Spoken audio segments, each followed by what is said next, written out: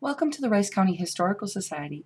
This is part 3 of searching the Dalby Database, and today we're going to talk about city directory search. Now, we've not talked about the Civil War or the census search, but those are pretty straightforward, and I think that you can navigate that pretty successfully on your own using the same search tips that we've talked about already. But the city search is interesting. This is great, especially if what you're looking for is maybe you want to know who else lived in Grandma and Grandpa's house.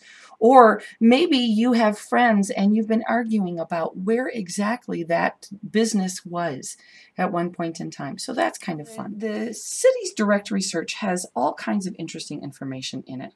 Again, we're going to stick with the same Whipple name, and we found 80 references and so on. It's important for you to note, how is the street entered? How is the city entered? All of that sort of information. That's going to be really important. But take a peek. The resources that they have indicate also what job they had. So in terms of family information, that's incredibly interesting to know exactly what's available. Let's go back to the city search. Let's say, for example, your grandpa owned a business and he was a blacksmith, and you want to find out all of the blacksmiths that are around. There are over 1,000 names that came through that worked at different people who worked in different blacksmiths. But take a peek at this also.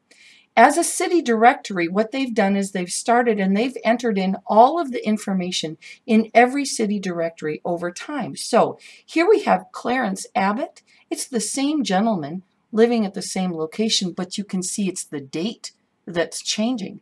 This is really interesting. How long was, and this is probably the same guy, Clem, maybe in the 1880, he was listed as his own blacksmith. And Clement, again, here we have all through, so 1907 is the last date. And perhaps that was when he died, or maybe he retired, or what have you. This can be really interesting search for, maybe you want to see everybody who worked at the Woolen Mill. And so you can, and again, we have all kinds of different names and so on. Clicking on the year will help us sort the Woolen Mill. And here's some interesting, there are different woolen manufacturers over the course of time. Again, with the city directory, sometimes you have to pay attention to whether you need to enter in the information in the first or the last name. First English Church, I'm not actually sure if it's going to be in the first or the last name. In this case, last name is where it's going to be entered in. But sometimes it helps to enter in that in the first name, because there it is again. So sometimes you may have to actually do it in both cases.